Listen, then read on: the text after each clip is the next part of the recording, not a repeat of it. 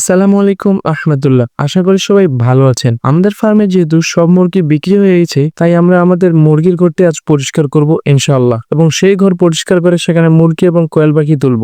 আমরা আমাদের মুরগিদের জন্য মেঝেতে কাঠের গুঁড়ো দিয়েছিলাম। এই কাঠের গুঁড়ো আমাদের মুরগির ঘরে চারদিকে ছড়িয়ে ছিটিয়ে পড়ে এবং এখানে অনেক ঝিল জমা হয়ে যায়, যার কারণে আমরা একটি লাঠির মধ্যে একটি ঝাড়ু বেঁধে নিই, কারণ আমাদের ঘরটি একটু উঁচু ছিল এবং সেগুলো পরিষ্কার করার জন্য একটি উঁচু লাঠি দরকার ছিল। তো আমরা আমাদের ঘরে মেঝে থেকে শুরু করে উপরের টিন পর্যন্ত সবকিছু খুব সুন্দরভাবে আমাদের লম্বা ঝাড়ু দিয়ে সব ঝিল ধুলাবালি ঝেড়ে নিলাম। এরপর আমরা মেঝেতে যে কাঠের গুঁড়ো দিয়েছিলাম তা বস্তার মধ্যে ভরে আমাদের পুকুরের মাছদের খাবারের জন্য দিয়ে আসি, কারণ সেই কাঠের গুঁড়োর উপর আমাদের ব্রয়লার মুরগির মল পড়েছে, যা আমাদের মাছের জন্য ভালো খাবার। এরপর আমরা কোদাল দিয়ে যে ময়লাগুলো আটকে ছিল তা পরিষ্কার করি। এরপর আমরা পাইপ দিয়ে আমাদের মুরগির ঘরের দেওয়াল থেকে শুরু করে আমাদের ঘরের টিনগুলো খুব ভালোভাবে ধুয়ে নেই, কারণ শুধু ঝাড়ু দিয়ে আমাদের ময়লাগুলো পরিষ্কার করা যাচ্ছিল না। এই জন্য আমরা চারদিকে পানি দিয়ে কিছুক্ষণ ভিজিয়ে নিই, কারণ কিছুক্ষণ ভিজিয়ে রাখার পর আমরা আমাদের মেঝের ময়লাগুলো ব্রাশ দিয়ে ঘষে পরিষ্কার করে নিলাম। এরপর আমরা ঝাড়ু দিয়ে সব জায়গার ময়লাগুলো পরিষ্কার করে নিলাম।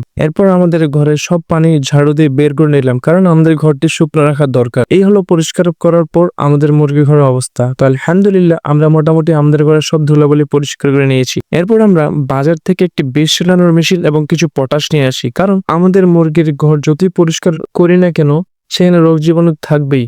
তো আমার এক মামা বলে পটাশের পানি ছিটিয়ে দিলে নাকি সব জীবাণু নষ্ট হয়ে যায়।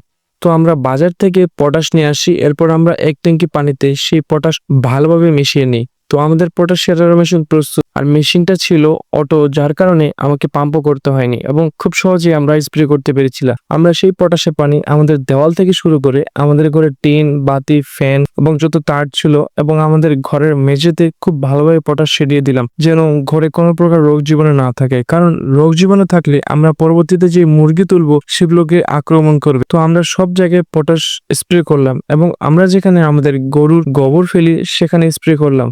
তো আলহামদুলিল্লাহ এই হলো আমাদের মুরগির জন্য পরিষ্কার পরিচ্ছন্ন একটি ঘর, যেখানে পরবর্তীতে আমরা আমাদের মুরগি কোয়েল পাখি তুলবো ইনশাআল্লাহ।